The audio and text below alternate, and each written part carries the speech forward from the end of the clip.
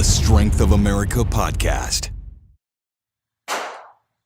Welcome to episode 18 of the Strength of America podcast. I'm Bob Davis. Bobby Davis.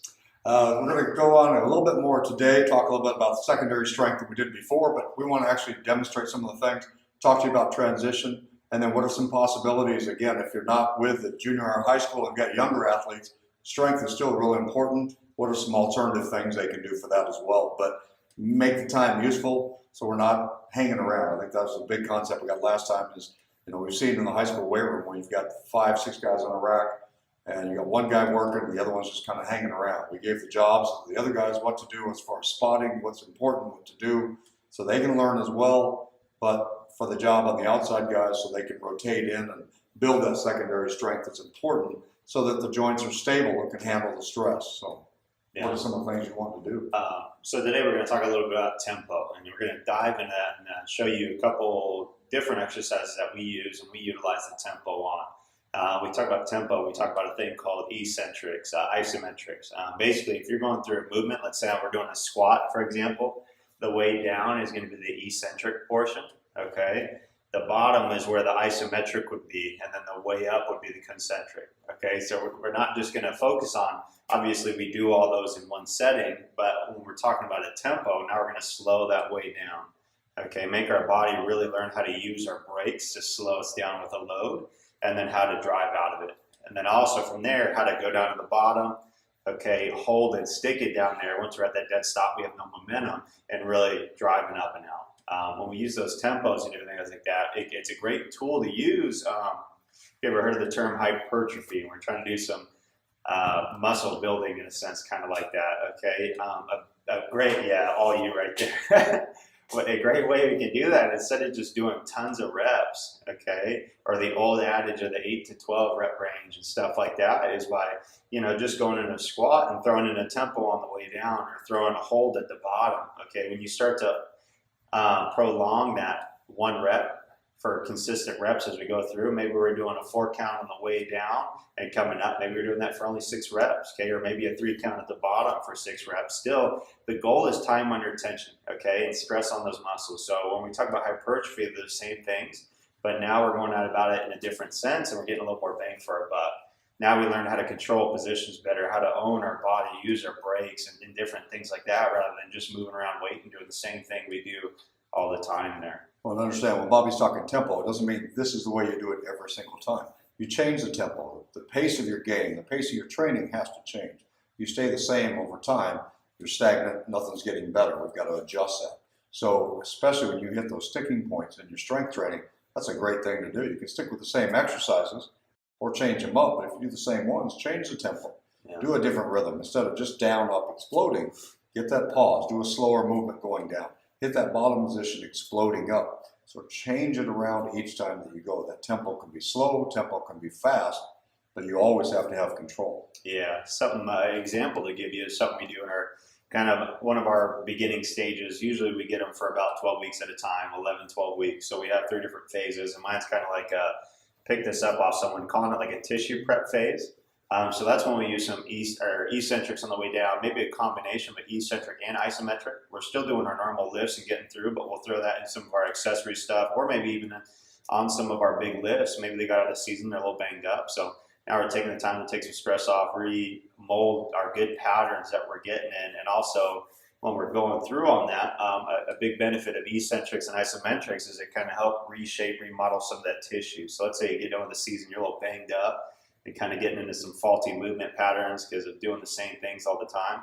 Now we can kind of pull back the reins and kind of correct some of those issues. So that way when we go into some of our strength, and we go after 3 or 4 weeks, whatever I'm able to get from them, we'll start to go to some strength stuff, strength and power. And then from there, I like to throw really our pauses in on our strength, because now they're learning starting strength. They're starting to realize that once you get in no momentum, and you have to pause at the bottom and own it and then drive up, now it's a lot harder to drive. So now you get some of those little muscles to help the big ones. So again, we're getting a little more than just trying to, like a power lifter, getting some heavy reps normal, you know what I mean? So it's just another way to go about getting a little bit more. So we'll hit that, and then after that, now we'll start to go on more dynamic, more explosive stuff, and not really worrying too much about eccentric, isometric as much in that following phase before they either go off or we recycle them through until their sports season comes around. So Cool.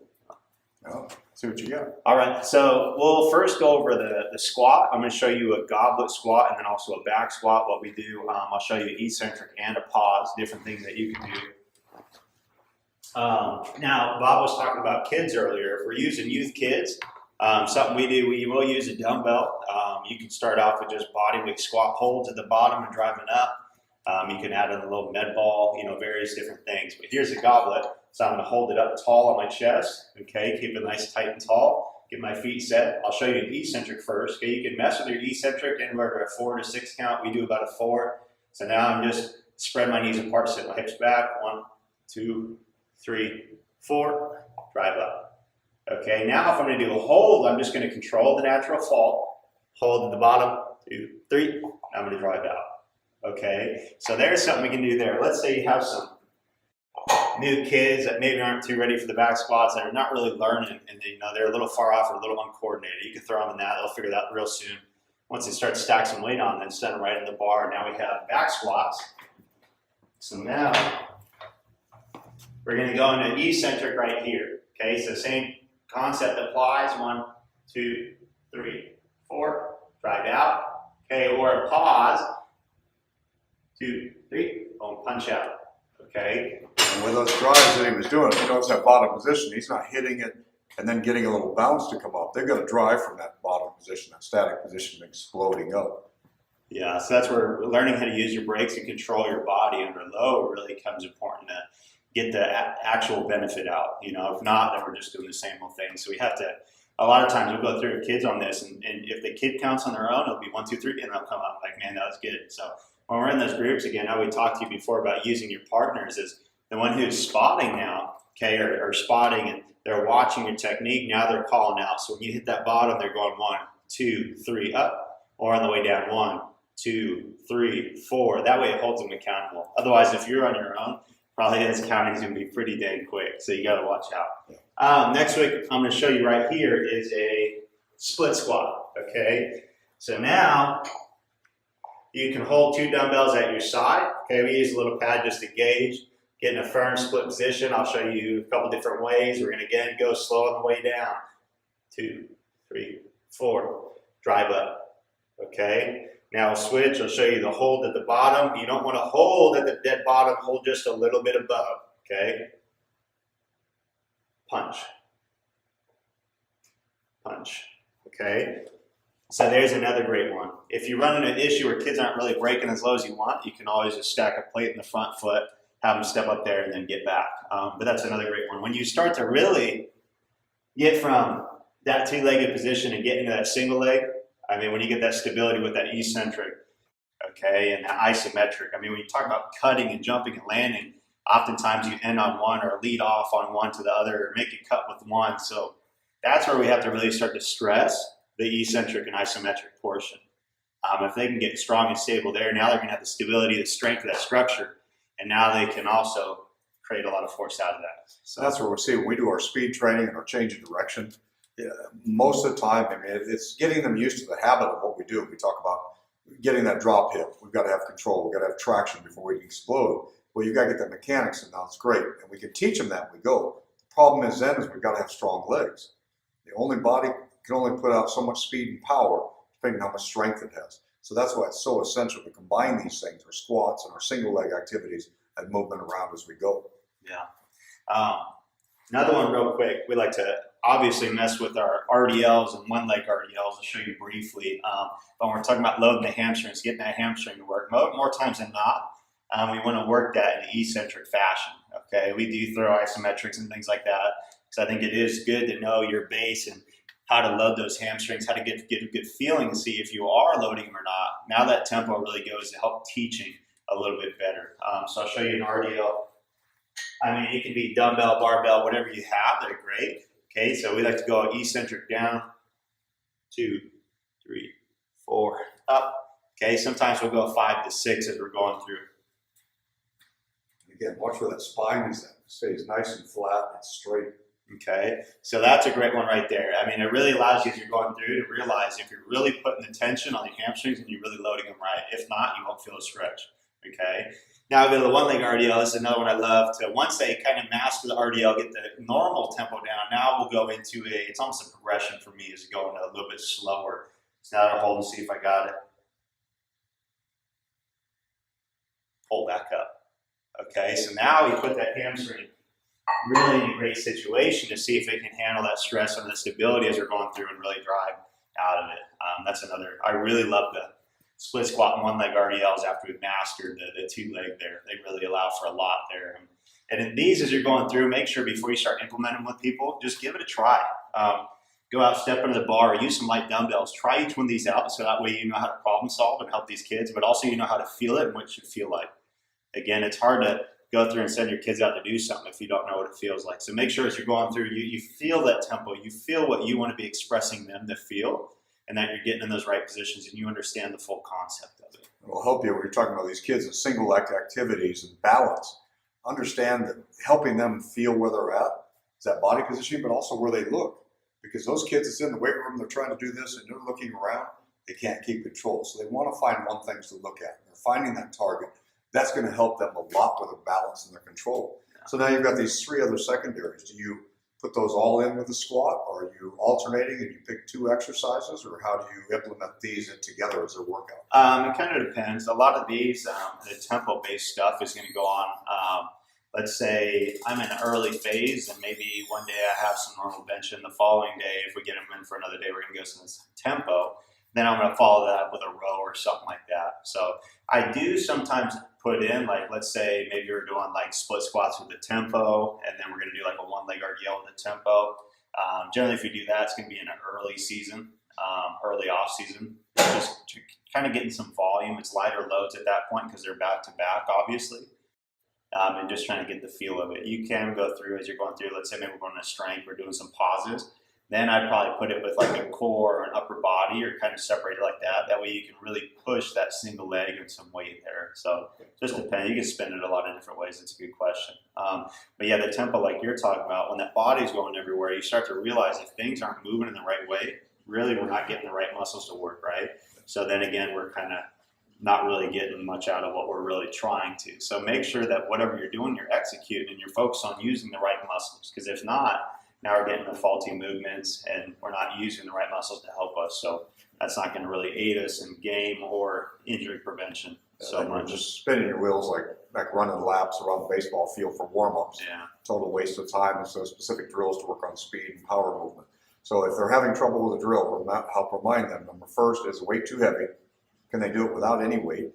And then incorporate the weight and get them involved into it. But the hips have to be in the right spot, their eyes in the right spot. If all that's together, and again, that's the job of the spotter and somebody helping also. Yeah.